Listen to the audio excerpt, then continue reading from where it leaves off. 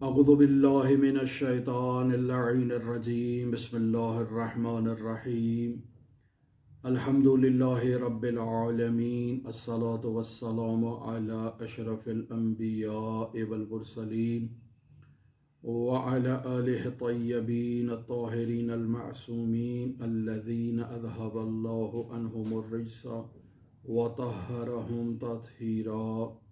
अल्लाहुम्मा सल्लि अला मुहम्मदिन व आलि मुहम्मद। अल्लाहुम्मा अखरिजना मिनज़्ज़ुलुमातिल वहमि व अक्रिमना बिनूरिल फ़हमि। अल्लाहुम्मा इफ़्तह अलैना अब्वाब रहमतिक वंशुर अलैना ख़ज़ाइन उलूमिक बिरहमतिका या अरहमर राहिमीन। क़ाल रसूलुल्लाह सल्लल्लाहु अलैहि व सल्लम इन्नमा बुइस्तु लिउतम्मिमा मकारिमल अख़लाक़। किताब शरीफ मेराजुस सआदा का दर्स हमने शुरू किया हुआ है आप मोमिनीन के साथ, और आज इसका 24वां दर्स लेकर हम आपकी खिदमत में हाज़िर हुए हैं। बयान हुआ कि इस किताब में जो पहला मकाम जिस पर गुफ्तगू की जा रही है उसका मौजू अदालत है, लिहाजा हम अदालत के मौजू पर गुफ्तगू कर रहे हैं। और आज इस अदालत के मौजू पर गुफ्तगू करते हुए हमारी बहस इस मकाम पर आकर पहुंची है कि मुस्लिह का अदल के साथ मुत्तसिफ होना ये ज़रूरी है। इस जुमले को इस अंदाज में भी बयान किया जा सकता है कि मुस्लिह कौन है? वो जो इस्लाह करने वाला है, उस शख्स को मुस्लिह कहा जाता है। जो दूसरों की नसीहत कर रहा है, दूसरों की इस्लाह कर रहा है, दूसरों को अम्र बिल मारूफ और नही अनिल मुनकर कर रहा है, ऐसे शख्स को मुस्लिह कहा जाता है।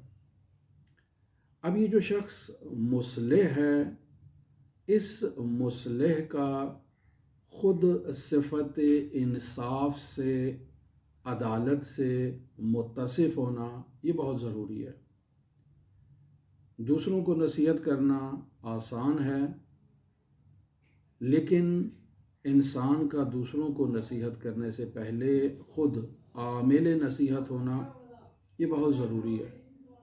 जिस बात की नसीहत कर रहा है उस पर इंसान को ख़ुद अमल करना ये बहुत ज़रूरी है।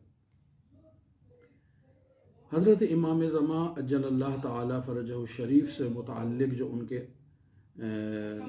अक़ीदतमंद हैं, जो उनके चाहने वाले हैं, जो उनका इंतज़ार कर रहे हैं, जो हर वक़्त हज़रत इमाम ज़मा अज्जलल्लाहु ताला फ़रजहु शरीफ के ज़ुहूर पुरनूर की दुआ करते हैं, अल्लाहुम्मा कुल्ले वलिय्यकल हुज्जत इब्नुल हसन पढ़ते हैं, ज़्यादा से ज़्यादा इमाम ज़मा के ज़ुहूर पुरनूर के लिए वो लोग हमेशा बेताब रहते हैं। उन लोगों के लिए उनकी अलामात के तौर पर भी एक अलामत है, और फ़ारसी ज़बान में एक मशहूर जो है ये एक कौल है, एक जुमला है कि फ़ारसी ज़बान में कहा जाता है मुंतज़िरान मुस्लिह बायद ख़ुद सालिह बाशंद। यहाँ मुस्लिह कौन है? हज़रत इमाम ज़मा अज्जलल्लाहु ताला फ़रजहु शरीफ की हस्ती है। मुंतज़िरान मुस्लिह यानी जो मुस्लिह का इंतज़ार कर रहे हैं, हज़रत इमाम ज़मा अज्जलल्लाहु ताला फ़रजहु शरीफ का इंतज़ार कर रहे हैं, मुस्लिह का इंतज़ार करने वाले लोग हैं। ये जो मुस्लिह का इंतज़ार कर रहे हैं इन्हें ख़ुद सालेह होना चाहिए, और अगर ये ख़ुद सालेह नहीं होंगे लेकिन मुंतज़िर इस्लाह करने वाले मुस्लिह का इंतज़ार कर रहे हैं, तो इसका नतीजा ये निकलेगा कि जब वो मुस्लिह ज़हूर फरमाएगा तो चूँकि ये लोग ख़ुद सिफ़त इंसाफ से मुत्तसिफ नहीं हैं, इनमें ख़ुद ये इंसाफ की खुसूसियत मौजूद नहीं है, तो नतीजा क्या निकलेगा कि ये उस मुस्लिह के मुखालिफिन की फ़हरिस्त में जाकर खड़े हो जाएंगे, उस कतार में जाकर खड़े होंगे जो मुस्लिह का इंतज़ार नहीं कर रहे थे, बल्कि मुस्लिह से अदावत रखते थे, दुश्मनी रखते थे, بغض رکھتے تھے، عناد رکھتے تھے، یہ چونکہ خود اس انسان نے اپنی تربیت نہیں کی ہے، اپنے آپ کو تیار نہیں کیا ہے، لہٰذا اس مصلح کے ظہور کے بعد یہ اس کے اعداء کی فہرست میں شمار ہوگا۔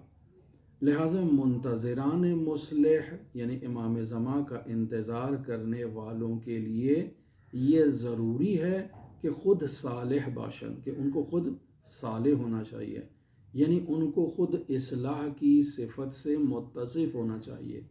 ہر وہ چیز جس پر ظلم کا اطلاق ہوتا ہے، جس چیز کو ظلم کہا جاتا ہے، وہ ان منتظران کی جو صفات ہے اس میں نہیں ہونا چاہیے، بلکہ ہر وہ چیز جس پر عدالت کا شمار ہوتا ہے، جس چیز کو عدالت کہا جاتا ہے، یہ افراد اس صفت عدالت سے خود کو آراستہ کیے ہو، خود کو متصف کیے ہوں۔ بس منتظران مصلح باید خود صالح باشن۔ یہ تھی آج کے درس کے ٹائٹل کی ایک مختصر سی وضاحت کہ ہم جس درس کو آج آغاز کر رہے ہیں اس مقام اول کی اور باب چہارم کے مقام اول کی چوتھی فصل، اور یہ اس کی جو ہے وہ بات کو آگے لے کر چلیں اس سے ہم، تو یہاں پہلا نقطہ جس پر ہماری توجہ مبذول کروائی گئی ہے وہ یہ ہے کہ عدل کی حقیقت کیا ہے، کس چیز کو عدل کہا جائے گا اور اس عدل کا فائدہ کیا ہے۔ عزیزان محترم، حقیقت عدل اگر دیکھی جائے تو یہاں مصنف، اس کتاب کے مصنف ملا احمد نراقی بیان فرما رہے ہیں کہ اللہ تبارک و تعالی نے ہر انسان کے وجود میں اپنا ایک نائب مقرر کیا ہے، اپنا ایک خلیفہ مقرر کیا ہے، اپنا ایک رہنما مقرر کیا ہے۔ ہر انسان کے وجود میں خداوند متعال نے اپنے پیغمبر کو جگہ دے رکھی ہے، اور وہ کون ہے؟ وہ ہے انسان کی عقل۔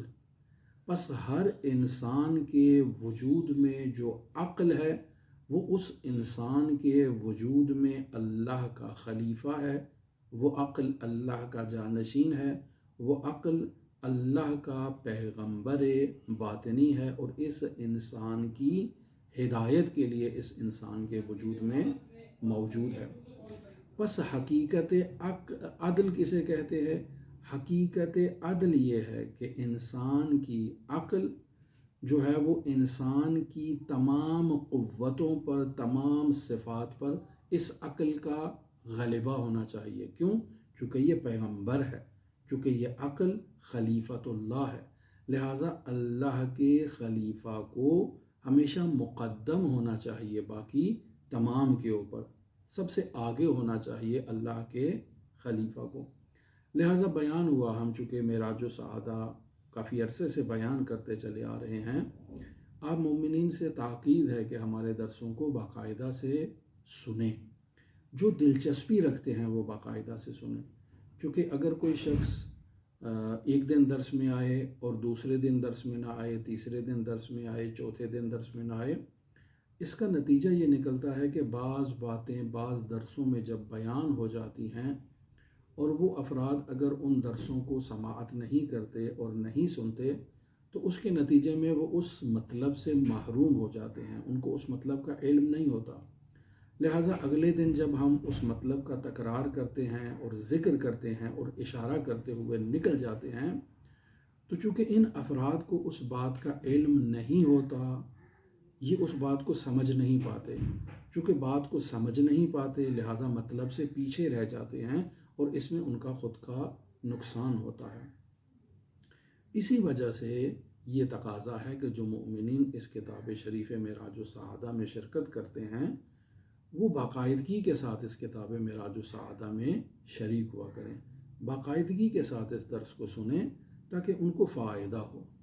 ہم نے بیان کیا کہ انسان کے اندر 4 قوتیں موجود ہیں جو آغاز میں ہم اپنے درسوں میں بیان کر دیے۔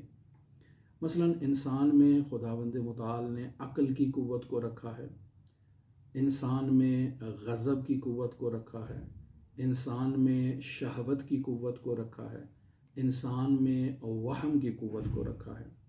اب خداوند متعال نے انسان میں یہ 4 قوتیں جو رکھ دی ہیں، تو اب انسان کی قوت عقل کا باقی تمام قوتوں کی امامت کرنا، رہنمائی کرنا، پیشوائی کرنا یہ ضروری ہے۔ اور اگر انسان کی قوت عقل باقی قوتوں میں مغلوب قرار پائے تو یہ انسان درواقع مصلح نہیں ہے، درواقع اس صفت عدالت سے متصف نہیں ہے۔ لہٰذا یہاں مصنف یہی کہنا چاہ رہے ہیں کہ حقیقت عدل کسے کہتے ہیں؟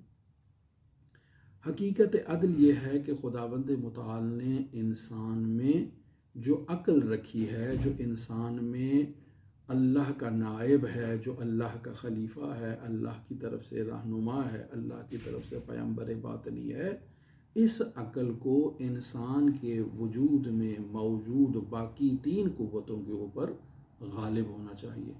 اور اگر یہ انسان ان 3 قوتوں کے اوپر غالب نہیں ہوتا تو اس کا نتیجہ کیا نکلے گا؟ اس کا نتیجہ یہ نکلے گا کہ یہ انسان صفت عدالت سے متصف نہیں ہوگا۔ اس کا نتیجہ یہ نکلے گا کہ یہ انسان ظالم ہوگا، اپنے نفس پر ظلم کر رہا ہے، اور جو انسان اپنے نفس پر ظلم کرتا ہے وہ معاشرے میں موجود باقی افراد پر بھی ظلم کرنے سے گریز نہیں کرتا، جھجکتا نہیں ہے، ہچکچاہٹ محسوس نہیں کرتا ہے۔ بس اگر انسان کی قوت عقل باقی تمام قوتوں کے اوپر غالب آ جائے تو اس کا انسان کو فائدہ کیا ہوگا؟ اس کا فائدہ یہ ہوگا کہ اگر انسان کی عقل باقی تمام قوتوں پر غالب آ جاتی ہے تو انسان اپنی ہر قوت سے اس کا صحیح فائدہ حاصل کرے گا، ہر قوت کو اس کی مناسب جگہ پر انسان رکھے گا۔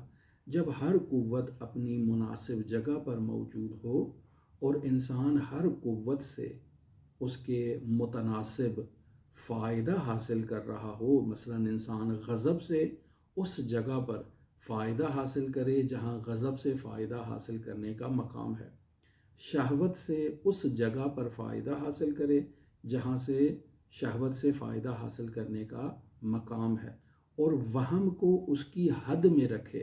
جب انسان عقل کو ان تمام قوتوں کے اوپر غالب لے آئے گا اور باقی 3 قوتوں سے صحیح فائدہ حاصل کرے گا تو اس کا نتیجہ یہ نکلے گا کہ انسان کے بدن میں، انسان کے وجود میں جو ہے وہ جو نظام چل رہا ہے، جو انسان کا بدن خود ایک ملک کا نظام ہے، ایک مملکت ہے، اور اس مملکت میں ایک نظام ہے، اور اس نظام میں اگر عقل حاکم ہو جائے گی اور باقی 3 قوتیں اپنے اپنے مقام پر وزارت کا کردار ادا کریں گی تو اس ملک کے اندر، یعنی ملک کے انسانیت کے اندر جو ہے وہ عدل و انصاف کا بول بالا ہوگا۔ اس ملک کے انسانیت کے اندر جو ہے وہ تمام قوتیں اعتدال پر رہنے کے نتیجے میں انسان کے اندر قوہ عدالت قائم ہوگی، اور عدالت جس قدر انسان میں بلند ترین رتبے پر فائز ہوتی جائے گی، انسان آہستہ آہستہ تعالی طلبے معصوم ہوتا جائے گا۔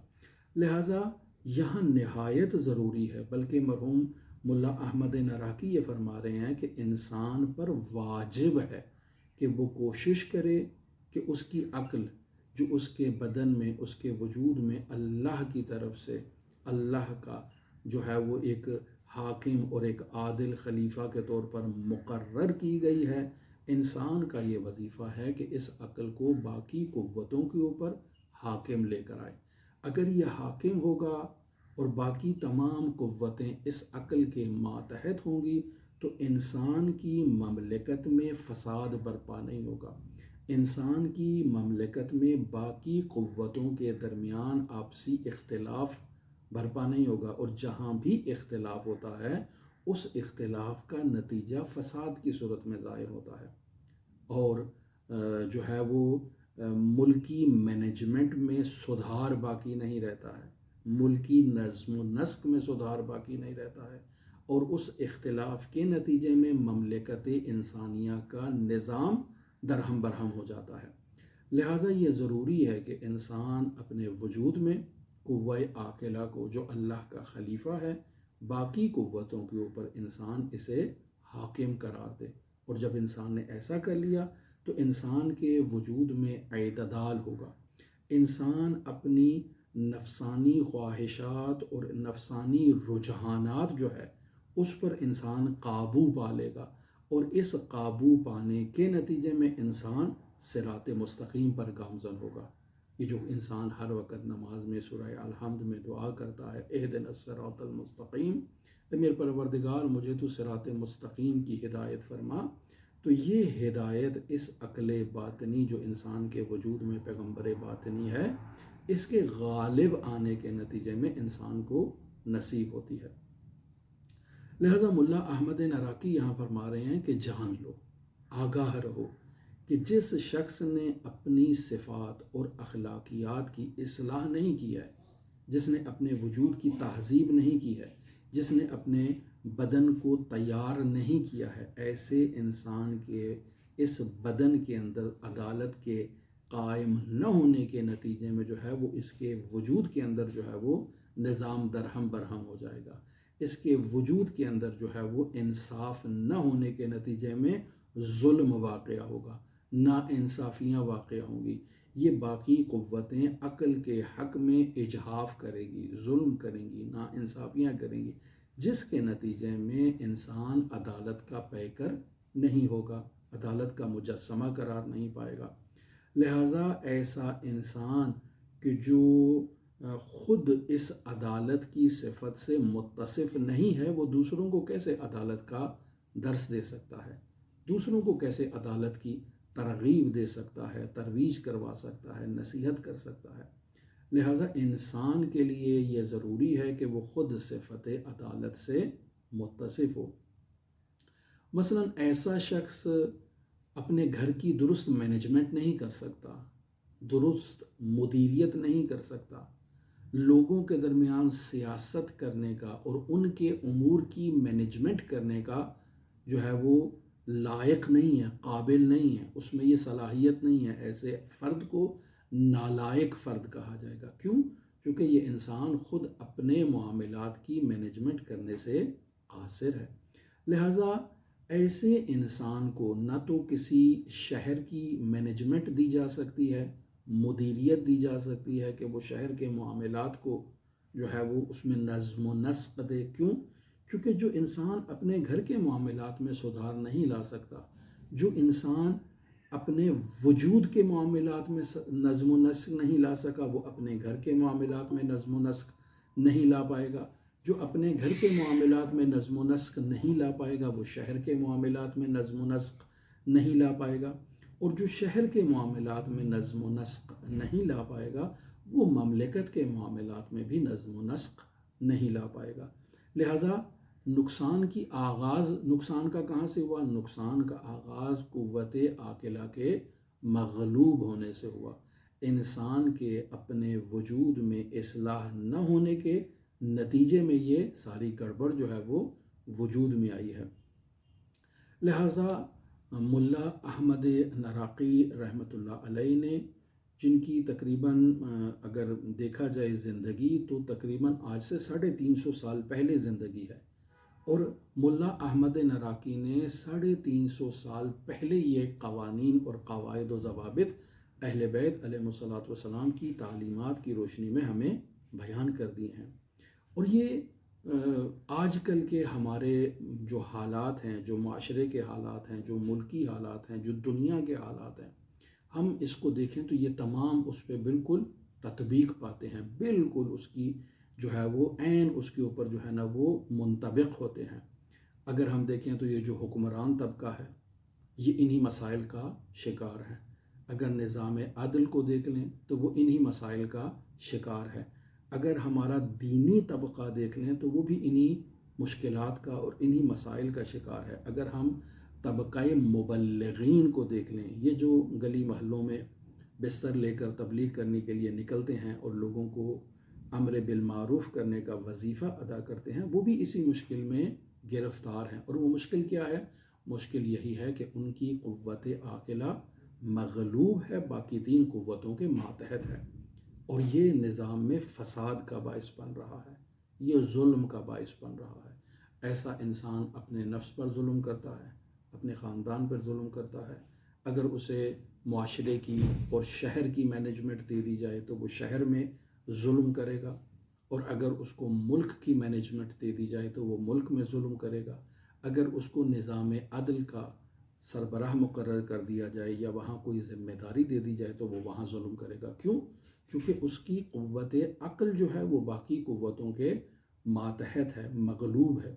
اللہ کا پیغمبر باطنی جو اس کے وجود پر حاکم ہونا چاہیے تھا وہ محکوم ہو چکا ہے، ماتحت ہو چکا ہے، جس کے نتیجے میں یہ انسان صفت عدالت سے متصف نہیں ہوگا، اور جب صفت عدالت سے متصف نہیں ہوگا تو پھر اسے حق حاصل نہیں ہے کہ یہ اپنے خاندان کی مینجمنٹ میں سربراہی کا کردار ادا کرے، اسے یہ حق حاصل نہیں ہے کہ یہ شہر میں مینجمنٹ کی سربراہی کا کردار ادا کرے، ملک میں کسی بھی پوسٹ کسی بھی عہدے پر اسے براجمان ہونے کا حق حاصل نہیں ہے۔ لہٰذا ضرب المثل جو اردو زبان میں ہمارے دی جاتی ہے کہ دوسروں کو نصیحت اور خود میاں فضیحت، یعنی انسان اٹھتا ہے دوسروں کو جا کر امر بالمعروف کرتا ہے، دوسروں کو جا کر کہتا ہے کہ چوری نہ کرو جبکہ خود چوری کر رہا ہوتا ہے، دوسروں کو کہتا ہے کہ جو ہے وہ زنا نہ کرو جبکہ خود زنا کا مرتکب ہوتا ہے، دوسروں کو کہتا ہے کہ جھوٹ نہ بولو، کسی پہ تہمت نہ لگاؤ، بد اخلاقی نہ کرو جبکہ خود ان جو ہے وہ جرائم میں مبتلا ہوتا ہے، خود بد اخلاق ہوتا ہے، خود چوری چکاری کرتا ہے، خود جو ہے وہ کالے دھن کو سفید دھن میں تبدیل کرتا ہے اور دوسروں کو نصیحت کر رہا ہوتا ہے کہ یہ کام بری بات ہے، ایسا کام نہیں کرنا چاہیے۔ خود جو ہے وہ بالفرض کہیں کہ بجلی چوری کرتا ہے اور دوسروں کو کہتا ہے کہ بجلی چوری کرنا بری بات ہے، ایسا کام نہیں ہونا چاہیے۔ اور اگر قاضی القضات ہے اور اس کے سامنے کوئی ایسا کیس آ جاتا ہے تو خود وہ چور ہے لیکن دوسروں کو سزا دے رہا ہے۔ تو ایسا انسان جو خود عدالت کی صفت سے متصف نہیں ہے اسے ان میں سے کسی بھی پوسٹ پر بیٹھنے کا حق حاصل نہیں ہے۔ لہٰذا اسی نقطے کی طرف اشارہ مرحوم اللہ احمد نراقی بتا رہے ہیں کہ در واقع ایسا انسان ایک منافق انسان ہے، دوغلے پن میں مبتلا انسان ہے، ایسا انسان جس نے خود کی اصلاح نہیں کی ہے، خود کی ہدایت نہیں کی ہے، خود کے وجود میں جو پیغمبر باطنی جو اس کے اندر خدا کا خلیفہ موجود تھا جسے عقل کہتے ہیں، اسے اس انسان نے محکوم قرار دیا ہے، مغلوب قرار دیا ہے، جس کے نتیجے میں یہ انسان کے وجود سے صفت عدالت ختم ہو چکی ہے، اور یہ انسان جو ہے وہ اب معاشرے میں دوسروں کو جو ہے وہ نصیحت کرنے کے لیے نکل پڑا ہے۔ اب چاہے یہ علماء کی صف میں ہو تو ایسے انسان کو جو ہے وہ قطاع الطریق کہا گیا ہے، روایات کی روشنی میں عالم ہے لیکن در واقع یہ کیا ہے، ایک ڈاکو ہے۔ کیوں؟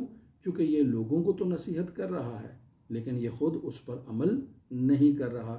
لہٰذا جہاں اس کی قوت غضبیہ، قوت شہویہ، قوت وہمیہ اس انسان کو ابھاریں گی تو یہ دین کو بیچ دے گا اور اپنی ان قوتوں کو غالب رکھے گا۔ لہٰذا ایسے انسان سے دین لینے کا حق حاصل نہیں ہے۔ آپ دیکھتے ہیں ہمارے معاشرے میں لوگ جو ہیں وہ ممبروں پر موجود ہیں، دوسروں کو نصیحت کرتے ہیں، انواع و اقسام کی مشکلات اخلاقی میں وہ خود مبتلا ہوتے ہیں اور پھر معاشرے میں ان کی نصیحت کا کوئی اثر نہیں ہوتا اور معاشرے میں مشکلات اور مسائل جو ہیں وہ پیش آتے ہیں۔ لہٰذا مصلح کے لیے عادل ہونا ضروری ہے۔ اب سوال یہ پیدا ہوتا ہے کہ مصلح کے لیے عادل ہونا کیوں ضروری ہے؟ ملا احمد نراقی کہتے ہیں چونکہ جو انسان خود اپنی اصلاح سے عاجز ہے، جو انسان خود اپنی اصلاح نہیں کر سکتا، جو انسان جو ہے وہ اس فیلڈ میں خود فیل ہو چکا ہے، اس امتحان میں خود ناکام ہو چکا ہے، وہ دوسروں کی اصلاح کیسے کر سکتا ہے؟ لہٰذا ایک علمی بحث یہاں حوزہ علمیہ میں بیان کی جاتی ہے کہ کیا عامر بالمعروف کو عامل بالمعروف ہونا چاہیے یا نہیں ہونا چاہیے؟ تو یقینی بات ہے ہونا چاہیے۔ یعنی کیا مطلب یعنی وہ انسان جو دوسروں کو امر بالمعروف کر رہا ہے، نیکی کی ہدایت کر رہا ہے، کیا اسے خود بھی اپنے وجود میں نیکی پر عمل کرنا چاہیے یا نہیں کرنا چاہیے؟ تو کہتے ہیں ہاں، اسے خود بھی نیکی پر عمل کرنا چاہیے، چونکہ اگر یہ انسان خود نیکی پر عمل نہیں کرے گا تو دوسروں کو کیسے نیکی کی ہدایت کر سکتا ہے؟ ایک اور دوسرا یہ کہ اگر یہ بالفرض دوسروں کو نیکی کی ہدایت کرتا ہے اور خود نیکی کی راہ پر گامزن نہیں ہے، تو اس کا ایک نتیجہ یہ نکلے گا کہ اس کی زبان سے تاثیر ختم ہو جائے گی، اس کی زبان میں وہ اثر باقی نہیں رہے گا۔ یہ لوگوں کو قرآن و سنت کی تعلیم تو دے رہا ہے، لوگوں کو امر بالمعروف تو کر رہا ہے، لیکن اس کا نتیجہ کوئی نہیں نکل رہا۔ لہٰذا آپ دیکھتے ہیں کہ واعظ ہے، ہزاروں افراد اس کے منبر کے نیچے آتے ہیں، اس کے جلسے سے، اس کے درس سے فیض یاب ہوتے ہیں، 1 گھنٹہ 2 گھنٹے کی تقریر ہوتی ہے، اور جب اس کے بعد جاتے ہیں تو 0/0 نتیجہ ہوتا ہے، لوگوں کے وجود میں ذرہ بھر بھی تبدیلی ایجاد نہیں ہوتی ہے۔ کیوں؟ چونکہ اس انسان نے خود صفت عدالت سے اتصاف حاصل نہیں کیا ہے، وہ انسان خود عادل نہیں ہے، اس نے اپنی قوت عاقلہ کو غالب نہیں رکھا باقی قوتوں کے اوپر، جس کے نتیجے میں یہ انسان جب بھی کوئی بات کرے گا تو اس کی بات میں وہ اثر باقی نہیں رہے گا، لہٰذا نتیجتاً یہ انسان جتنی بھی نصیحتیں کرتا رہے وہ بے سود ہیں۔ لہٰذا یہ درواقع ایسے چراغ کی مانند ہے کہ جس چراغ کے نیچے بھی اندھیرا ہے اور اطراف میں بھی اندھیرا ہے، یہ روشنی پھیلانا اس کا وظیفہ ہے، چونکہ چراغ ہے تو چراغ کا کام ہے روشنی پھیلائے، لیکن یہ ایک ایسا چراغ ہے جو روشنی پھیلانے کا کردار ادا نہیں کر رہا۔ کیوں؟ چونکہ چراغ ہے لیکن اس چراغ نے خود اپنے وجود کو نورانیت عطا نہیں کی ہے، جس نے خود کو نورانیت عطا نہیں کی ہے وہ دوسروں کو کیسے منور کر سکتا ہے اور نورانیت بخش سکتا ہے؟ لہٰذا یہاں گفتگو کا نتیجہ فرماتے ہیں کہ جس شخص نے اپنی قوتوں کی اصلاح کرنے، اخلاق کو درست کرنے میں اعتدال اختیار کیا، افراط و تفریط سے خود اپنی حفاظت کی، اپنی نفسانی خواہشات کی پیروی کو اس نے ترک کیا اور اعتدال کا راستہ اختیار کیا، میانہ روی کا راستہ اختیار کیا، ایسے انسان کو دوسروں کی اصلاح کرنے کا حق حاصل ہے، ایسے انسان کو اپنے گھر کی مینجمنٹ کرنے کا، شہر کی مینجمنٹ کرنے کا، ملک کی مینجمنٹ کرنے کا ایسے انسان کو حق حاصل ہے۔ لہٰذا یہاں گفتگو چونکہ موضوع سے متعلق ہے تو مرحوم ملا احمد نراقی عادل حکمران کی اہمیت کی طرف اشارہ کر رہے ہیں۔ عزیزان محترم، یہاں جو ملا احمد نراقی نے یہ مطالب جو عادل حکمران سے متعلق بیان کیے ہیں، یہ وہ تمام چیزیں ہیں جو روایات اہل بیت علیہم السلام میں موجود ہیں۔ مرحوم نے گویا کہ یہاں روایات کا ذکر نہیں کیا ہے، لیکن یہ نچوڑ ہیں ایک عالم کی تحقیق کا، ایک عالم کی درایت کا، جو اس نے مکتب اہل بیت علیہم السلام سے حاصل کی ہے۔ لہٰذا کہتے ہیں کہ ایسا انسان زمین میں اللہ کا نائب ہوگا۔ کون؟ جس نے اپنے وجود میں عقل باطن جو اس کے اندر پیغمبر باطن تھا، اس نے باقی قوتوں کے اوپر حاکم قرار دیا اور باقی قوتوں کو اس عقل کا محکوم قرار دیا، جس نے خود اپنے وجود میں عدالت کی خصوصیت کو قائم کیا۔ تو ایسا انسان جو اپنے وجود میں خود جو ہے وہ اللہ کا خلیفہ جو ہے وہ بن گیا ہے، تو ایسا انسان اپنے گھر میں بھی اللہ کا خلیفہ ہوگا، ایسا انسان اپنے شہر میں بھی اللہ کا خلیفہ ہوگا، ایسا انسان ملک میں بھی اللہ کا خلیفہ ہوگا۔ بس ایسے انسان کو آپ کہہ سکتے ہیں کہ ایسا انسان زمین پر اللہ کا سایہ ہے۔ ہم وہ قدیم زمان میں سنا کرتے تھے کہ ہمارے بر صغیر کے بادشاہ جو ہیں وہ ان کے لیے ایسے کلمات استعمال کیے جاتے تھے کہ ذل الہی تشریف لا رہے ہیں۔ درست ہے؟ یہ ایسا انسان جو قوت غضبیہ، قوت شہویہ، قوت وہمیہ کا مجسمہ ہے اور قوت عاقلہ کو مغلوب کیے ہوئے ہے، ایسا انسان کبھی بھی ذل الہی نہیں ہو سکتا، وہ لوگ کتنی بھی بڑی پوسٹ پر فائز ہو۔ لہٰذا ایسا انسان نہ تو ذل الہی ہو سکتا ہے، نہ ہی زمین پر اللہ کا خلیفہ ہو سکتا ہے۔ لیکن وہ انسان جس نے اپنی قوت عقل کو باقی قوتوں پر حاکم قرار دیا ہے تو ایسا انسان عدالت کا مجسمہ قرار پایا ہے، ایسے انسان کے وجود بابرکت جو ہے وہ اللہ کا خلیفہ مقرر پائے گا، ایسا انسان ہی زمین پر اللہ کا نائب ہے، ایسا انسان ہی ذل الہی ہے اور اللہ کے نظام کا مظہر قرار پاتا ہے یہ عادل انسان۔ لہٰذا ایسے عادل انسان کو اگر گھر کا اقتدار مل جائے، شہر کا اقتدار مل جائے، ملک کا اقتدار مل جائے تو اس کا کیا فائدہ ہوگا؟ اگر اسے کسی بھی جگہ کا یہ اقتدار مل جائے نا، اگر گھر کی سربراہی اس کو مل جاتی ہے، شہر کی سربراہی مل جاتی ہے، صوبے کی سربراہی مل جاتی ہے، ملک کی سربراہی مل جاتی ہے، تو چونکہ ایسا انسان ذل الہی ہے، ایسا انسان عدالت کا پیکر ہے، ایسا انسان زمین پر اللہ کا نائب ہے، تو اس کے نتیجے میں فائدہ کیا حاصل ہوگا اس کی حکومت سے؟ کہتے ہیں ہر قسم کا فساد جو ہے وہ اس کی قلمرو کے اندر جو ہے وہ ختم ہو جائے گا۔ اگر وہ گھر کا سربراہ ہے تو گھر میں فساد نہیں ہوگا، شہر کا سربراہ ہے تو شہر میں فساد نہیں ہوگا، ملک کا سربراہ ہے تو ملک میں فساد نہیں ہوگا۔ کیوں؟ چونکہ یہ عادل حکمران کی حکومت کے فوائد بیان کیے جا رہے ہیں۔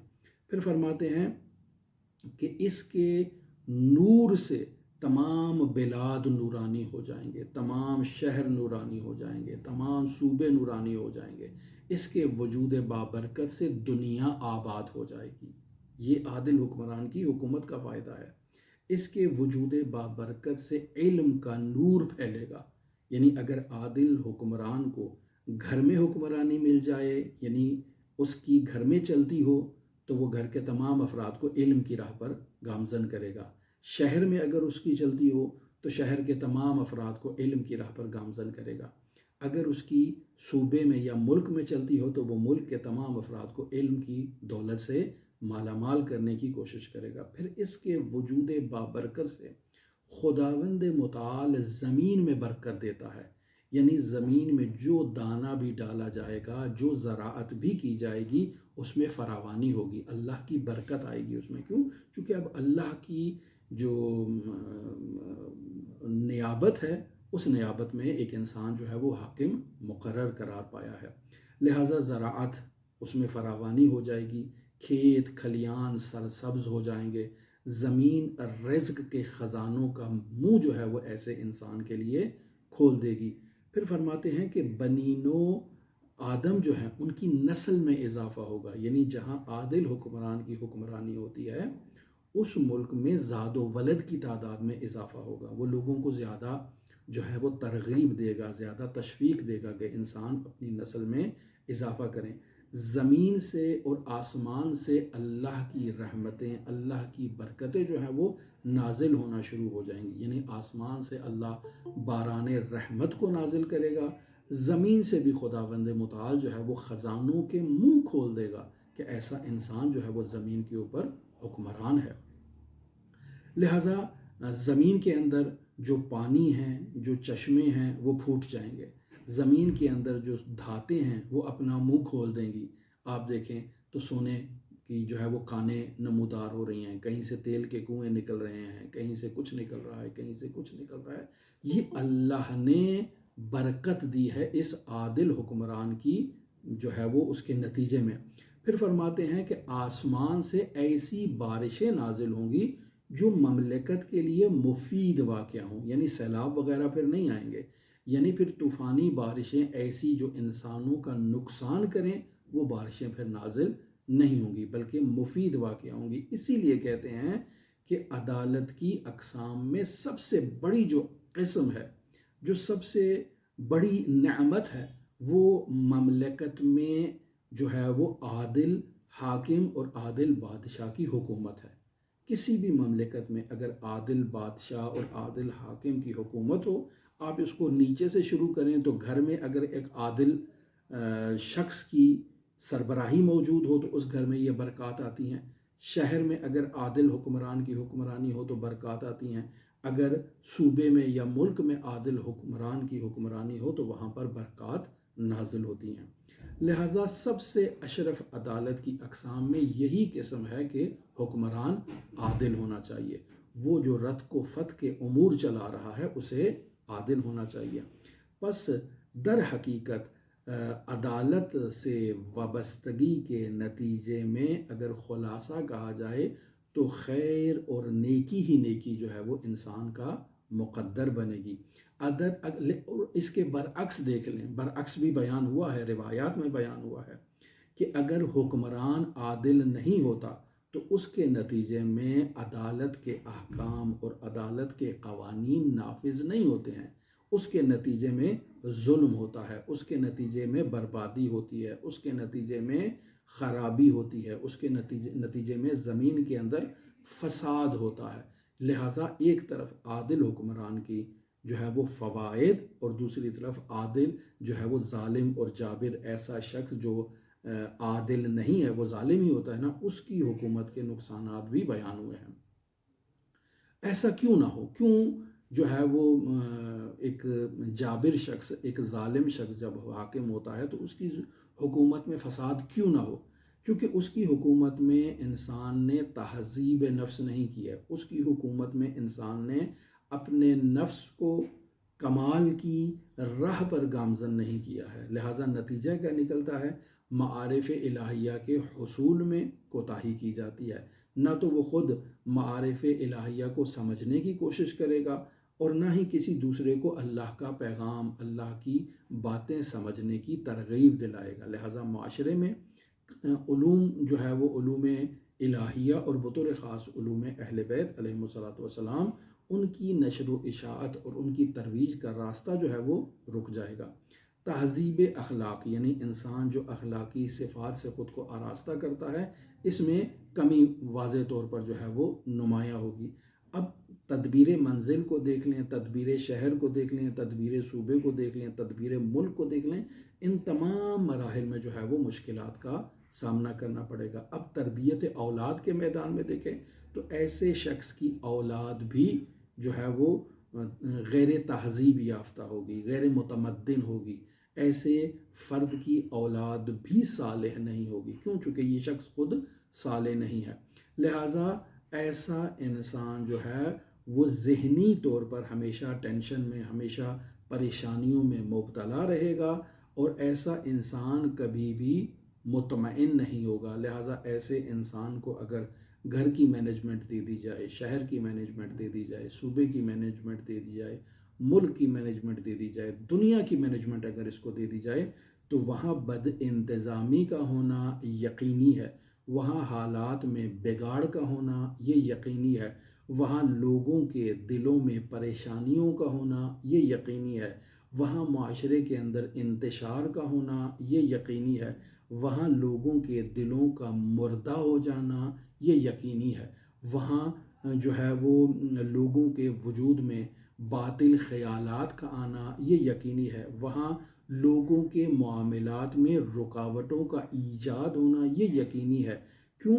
چونکہ وہاں ایک ایسے شخص کی حکمرانی ہے کہ جو عادل نہیں ہے، جو خود جو ہے وہ اپنے وجود میں، جس نے جو ہے وہ صفت عدالت کو اپنے وجود میں قائم نہیں کیا ہے، ایسا انسان جس فیلڈ میں بھی جائے گا، جس جگہ بھی جائے گا، وہاں وہ خرابی برپا کرے گا، وہاں وہ بربادی ہی بربادی لے کر آئے گا۔ لہٰذا ایسے فرد کی حکومت کے اندر جو ہے وہ اہل علم، ارباب دانش، کمال یافتہ افراد، تہذیب یافتہ افراد، پاکیزہ افراد، نیک افراد جو ہیں وہ گمنامی کی زندگی بسر کریں گے۔ کیوں؟ چونکہ ایک نااہل فرد جو ہے وہ حکومت کے منصب پر فائز ہو چکا ہے۔ لہٰذا وہ افراد جو لوگوں کو کمال کا راستہ دکھانے والے ہیں، وہ افراد جو ہیں وہ مین سٹریم سے غائب ہو جائیں گے، منظر سے غائب ہو جائیں گے۔ لہٰذا نہ تو بادشاہ ہدایت یافتہ ہوگا اور نہ ہی عوام وہاں پر جو ہے وہ ہدایت کی منزلوں پر گامزن ہوگی۔ لہٰذا ایسے فرد کے ہوتے ہوئے علم اور عمل کے میدان ہمیشہ ہمیشہ کیا ہوگا؟ مندرس ہوگا۔ مرحوم فرماتے ہیں کوہنے ہوگا، یعنی پرانا ہو جائے گا، وہاں کوئی نو آوری نہیں ہوگی۔ یعنی آپ دیکھیں اگر عادل حکمران کی حکمرانی ہو تو وہاں علم جو ہے وہ ترقی کرتا ہے، وہاں لوگ تحقیق کرتے ہیں، جستجو کرتے ہیں، نئے نئے علوم کو کشف کرتے ہیں، نئی نئی اختراعات کرتے ہیں۔ لیکن جہاں حکمران عادل نہیں ہے، وہاں نتیجہ کیا نکلتا ہے کہ علم یتیم ہو جاتا ہے، علم کا کوئی پرسان حال نہیں ہوتا ہے، علماء کی کوئی جو ہے وہ، اب یہ ضروری نہیں کہ عالم دین ہو، عالم دنیا بھی ہو، وہاں کوئی اس کا پوچھنے والا نہیں ہے۔ اب علم و دانش کی منازل اور ان کی در و دیوار جو ہیں وہ تیر و تار ہو جائیں گی، مرحوم اللہ احمد نراقی فرماتے ہیں۔ بس انسانوں کی سعادت کے لیے ضروری ہے کہ وہ جو ہے وہ اپنے وجود میں عدالت لے کر آئیں، وہ اپنے وجود میں اصلاح لے کر آئیں، اپنے وجود میں کمال لے کر آئیں۔ لہٰذا بطور خلاصہ مرحوم ملا احمد نراقی فرما رہے ہیں کہ تحصیل کمالات میں قاعدہ کلیہ یعنی کلی قانون کیا ہے؟ فرماتے ہیں سعادت کے مراتب کو حاصل کرنا ہے، علوم اور معارف کو سیکھنا ہے، احکام کی نشر و اشاعت کرنا ہے، اور یہ سب کس پر منحصر ہے؟ یہ سلطان کی عدالت پر منحصر ہے۔ یعنی یہ جو میں انسان ہوں، اگر میرے وجود میں قوت عاقلہ جو ہے وہ غالب ہوگی، میں خود مصلح ہو جاؤں گا، تو اس کے نتیجے میں میری ذاتی جو وجود ہے اس کے نظام میں اصلاح ہوگی۔ اگر میں خود مصلح ہوں گا تو میری اس اصلاح کے نتیجے میں میرے جو گھر ہے اس کے نظام میں سدھار ہوگا، میری اصلاح کے نتیجے میں شہر میں، معاشرے میں جو ہے وہ جہاں جہاں میری جو ہے وہ حرف شنوائی ہوگی، جہاں جہاں میری حکومت ہوگی، وہاں جو ہے وہ نظام میں بہتری اور سدھار آئے گا۔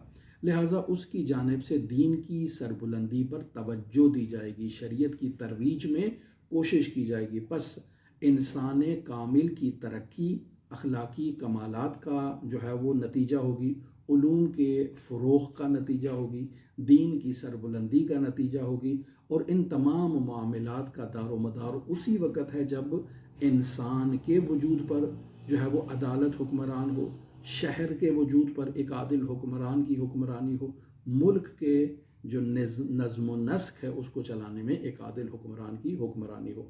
لہٰذا اسی وجہ سے روایات میں یہ مطلب بیان ہوا ہے۔ کیا بیان ہوا ہے؟ مثلا روایات میں بیان ہوا ہے کہ عادل حکمران ہر اس نیکی کے اجر میں شریک ہوگا جسے اس کی رعیت انجام دیتی ہے۔ یعنی اگر 2 کروڑ 4 کروڑ 5 کروڑ کی آبادی ہے اس کی رعیت میں، تو جو بھی اس ملک میں نماز پڑھ رہا ہے اس کی نماز کا اجر اس عادل حکمران کو ملے گا۔ جو بھی امر بالمعروف کر رہا ہے، جو بھی نیکی کر رہا ہے، جو بھی صدقہ و خیرات کر رہا ہے، سب کا اجر اس عادل حکمران کو بھی ملے گا اس کے ساتھ ساتھ۔ یہ روایات کا نچوڑ ہے۔ اور برعکس اگر حکمران ظالم ہے تو اس ظالم حکمران کی حکومت کے ماتحت جو بھی گناہ ہو رہا ہے، جو بھی ظلم ہو رہا ہے، جو بھی فسق و فجور ہو رہا ہے، ان تمام کا یہ حاکم جو ہے وہ شریک ہوگا، ان کے جرم میں، ان کے ظلم میں، ان کے گناہ میں، اور خداوند متعال کی بارگاہ میں قیامت کے دن اسے جواب دینا ہوگا۔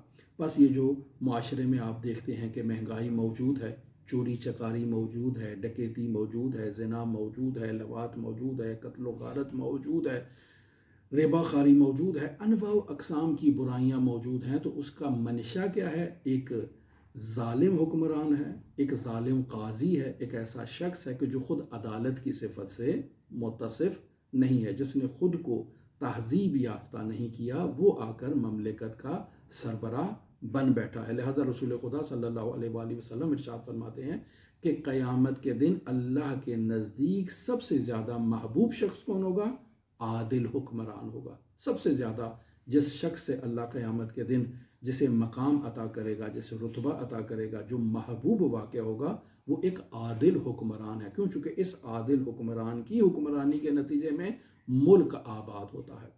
لہٰذا ایک اور روایت ہے جسے مرحوم مجلسی رحمۃ اللہ علیہ نے بحار الانوار جلد نمبر 75 ہے، صفحہ نمبر 350 ہے، وہاں ذکر کیا ہے، اور مرحوم مصنف نے اس روایت کو ذکر کیا ہے۔ فرماتے ہیں عدل ساعت خیر من عبادت 60 سنہ، کہ ایک لمحہ کی عدالت جو ہے وہ 70 سال کی عبادت سے بہتر ہے۔ یعنی کس قدر عظیم بات رسول خدا صلی اللہ علیہ وسلم کی اس روایت میں بیان ہوئی ہے۔ اس کا فلسفہ کیا ہے؟ کہتے ہیں بسا اوقات ایک لمحے کے انصاف سے پورے ملک کا نظام جو ہے وہ درست ہو سکتا ہے۔ پس اگر انسان اپنے وجود میں ایک لمحہ کے لیے عدالت قائم کر لے تو انسان کا وجود جو ہے وہ اس میں 70 سال کی عبادت سے جو ہے نا وہ بہتر ہوگا۔ لہٰذا روایت میں ہے کہ تفکر ساعت، ایک لمحے کی غور و فکر جو ہے وہ اس عبادت سے افضل ہے۔ یہ بھی روایات موجود ہیں۔